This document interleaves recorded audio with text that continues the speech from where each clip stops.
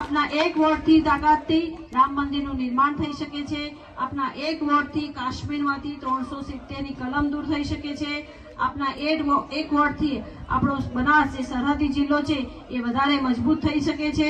માટે મારી આપ સૌને વિનંતી છે કે 7મી મેના રોજ ભારતીય જનતા પાર્ટી તરફી મતદાન કરી અને આ વિસ્તારમાં અત્યાર સુધી ન મળી હોય એટલી વધારે લીડ મેળવી અને આપણે મોદી સાહેબના હાથ વધુ મજબૂત કરીએ એવી મારી આપ સૌને વિનંતી છે। એક વિકસિત ભારત માટે તમારો વોટ કમળને, એક સશક્ત બનાસ માટે આપનો વોટ કમળને, એક હરિયાળા બનાસ માટે આપનો વોટ કમળને, એક આત્મનિર્ભર બનાસ માટે આપનો વોટ કમળને અને આપણા વિસ્તારના યુવાનોની નોકરીની તકો વધારે ઉજ્જવળ બને એ માટે આપનો વોટ કમળને આપી અને આપણા રાજ્યનો અને દેશનો વિકાસ અવિરત ગતિ આગળ વધારીએ એવી મારી વિનંતી છે।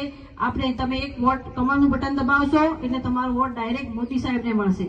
તમે એક મત આપશો કમળને એ ડાયરેક્ટ વિકાસને આપશો અને તમારા એક મતથી માત્ર આપણો બનાસ નહીં પણ આખો દેશ વધારે તાકાતવાર અને સમૃદ્ધ બની શકે છે।